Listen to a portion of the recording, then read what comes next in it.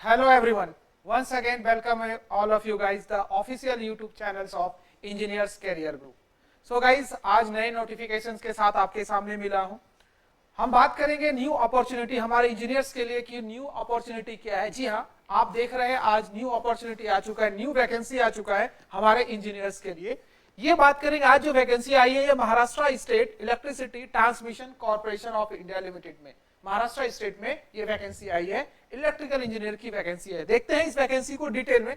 ध्यान रखिएगा इस सेशंस को देखने से पहले लाइक और सब्सक्राइब को, चैनल को सब्सक्राइब कीजिएगा और जितना हो सके आप शेयर कीजिएगा। चलिए वन बाय वन डिटेल में डिस्कशंस करते हैं।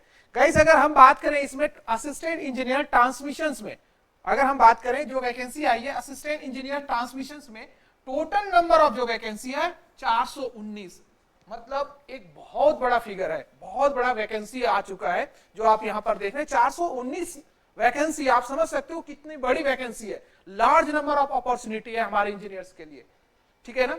आगे हम बात करेंगे दूसरी जो वैकेंसी है असिस्टेंट इंजीनियर टेलीकम्युनिकेशंस की, तो 9 वैकेंसी है। तो टोटल अगर हम वैकेंसी की बात करो 428 वैकेंसी है, तो एक बड़ा फिगर है। तो उम्मीद करते हैं आप इस अपॉर्चुनिटी को मिस नहीं करेंगे, क्योंकि ये ऐसे वैकेंसी बहुत ही लॉन्ग ड्यूरेशन के बाद देखने को मिला है और महाराष्ट्र में तो काफी समय के बाद आ रहा है। तो महाराष्ट्र स्टूडेंट के लिए एक अच्छी अपॉर्चुनिटी यहाँ पर जनरेट होता है, स्पेशली इलेक्ट्रिकल इंजीनियर्स और टेलीकम्युनिकेशंस इंजीनियर्स के लिए, क्योंकि एक स्टेट में इतनी बड़ी वैकेंसी आना एक बहुत बड़ा अपॉर्चुनिटी जनरेट होता है। आगे हम इस वैकेंसी के बारे में डिटेल डिस्कशन में चले तो अगर हम बात करें पे स्केल की बात करोगे तो ऑब्वियस ही बात है पे स्केल बहुत अच्छा होने वाला है।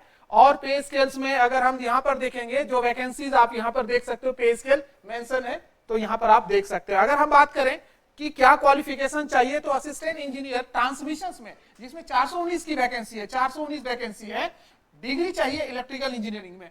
अगर हम असिस्टेंट इंजीनियर टेलीकम्युनिकेशंस जिसके 9 वैकेंसी है, उसके अंदर इलेक्ट्रॉनिक्स एंड टेलीकम्युनिकेशंस की वैकेंसी है, मतलब इसी की वैकेंसी आप यहां पर देख सकते हो, ठीक है ना। लेट्स सी, अगर आप डिटेल में बात एज लिमिट कितना है तो एज लिमिट की बात करेंगे तो the upper age limit for the outsider candidate is 38 years for the open candidate. ध्यान रखिएगा आउटसाइडर कैंडिडेट एलिजिबल होगा, लेकिन for the general category seat पे, ओपन सीट पे वो फाइट कर सकेंगे, ठीक है ना। और उनके लिए अपर एज लिमिट फिक्स किया गया 38 ईयर, मतलब अच्छा खासा वैकेंसी भी है, अपर एज लिमिट बहुत ज्यादा है, तो नंबर ऑफ जो स्टूडेंट है इससे बहुत ज्यादा बेनिफिट होने वाला है उनको। अगर हम बात करें जो रिजर्वेशंस मिलेगा वो स्टेट गवर्नमेंट के नॉर्म्स में मिलेगा, तो स्टेट के कैंडिडेट को ही मिलने वाला है। चलिए आगे अगर हम बात करें, ध्यान से देखेंगे रिजर्वेशन पॉलिसी आप पढ़ सकते हो, पूरी जो महाराष्ट्र का रिजर्वेशन पॉलिसी है महाराष्ट्र शासन के द्वारा ये पॉलिसी इंप्लीमेंट किया जाएगा, आप पूरा ये पढ़ सकते हो। मेथड्स ऑफ सिलेक्शन इंपॉर्टेंट है, selection process consist of online written test होगा, ठीक है ना। ऑनलाइन रिटन टेस्ट का जो सिलेबस है, आप सिलेबस देखो काफी इंपॉर्टेंट है सिलेबस ऑनलाइन रिटन टेस्ट का, मतलब आप इलेक्ट्रिकल के हो या इलेक्ट्रॉनिक्स का, आपका कोर डोमेन से होंगे 50 क्वेश्चंस होंगे, ध्यान दीजिएगा, 110 मार्क्स का होगा, मतलब 2 मार्क्स, मतलब आप देख सकते हो यहां पर 50 क्वेश्चंस आपको मिलेगा कोर डोमेन से। उसके बाद जनरल एप्टीट्यूड में रीजनिंग, क्वांटिटी एप्टीट्यूड और मराठी एज ए लैंग्वेज पूछा जाएगा, उससे क्वेश्चंस 20 होंगे, 40 ये 20 है, मतलब यहां से क्वेश्चंस देखने को मिलेगा। तो टोटल नंबर ऑफ क्वेश्चंस कितने होंगे, जिसमें technical as well as non technical होगा 130, टोटल मार्क्स कितने हो जाएंगे 150, और टोटल टाइम कितना अलॉट होगा 2 आवर्स, मतलब 120 मिनट। तो ध्यान रखिएगा मराठी एज ए लैंग्वेज के पेपर रहेंगे, वहां पर क्वेश्चंस रहेंगे, 20 क्वेश्चंस देखने को मिलेगा। चलिए तो ध्यान रखिएगा निगेटिव मार्किंग है, 1/4 निगेटिव मार्किंग है, ध्यान रखेंगे 1/4 निगेटिव मार्किंग मेंशन किया गया है, आपको रहेगा वहां पर। तो आप यहां पर देख सकते हैं पूरा डिटेल में। अच्छा, सेंटर क्या होगा, महाराष्ट्र स्टेट के टेरिटरी में ही हो गए सेंटर्स, आप देख सकते हो यहां पर सभी मेंशन है सेंटर्स। देखिए आपको अगर आउटसाइडर कैंडिडेट हैं आप, तो आपको महाराष्ट्र में ही पेपर देना होगा, किसी एक डिस्ट्रिक्ट को चूज करना होगा। देख सकते हैं यहाँ पर फॉर्म ओपन कैटेगरी के लिए 700, रिजर्व कैटेगरी के लिए 350 का फॉर्म की कॉस्ट है।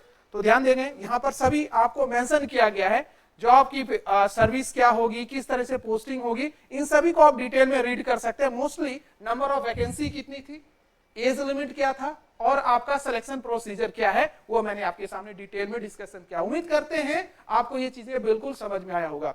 गाइस अगर हम इसकी बात करें तो प्रिपरेशंस के लिए इंजीनियर्स कैरियर ग्रुप पे डेडिकेटेड बैचेस हैं। ऑलरेडी इलेक्ट्रिकल के डेडिकेटेड बैचेस आप परचेज कर सकते हैं, ऑफलाइन पढ़ सकते हो, ऑनलाइन भी पढ़ सकते हो। अच्छा, इसके लिए आपको इंजीनियर्स कैरियर ग्रुप के ऑफिशियल यूट्यूब चैनल्स पे जाना पड़ेगा। आप ऑफिशियल यूट्यूब चैनल्स पे जा सकते हैं, सिंपली आपको गूगल पे यूट्यूब पे टाइप करना है इंजीनियर्स कैरियर ग्रुप, आपको इस तरह के चैनल्स दिखेंगे। आप यहाँ पर बहुत सारे सेशंस आप देख सकते हो।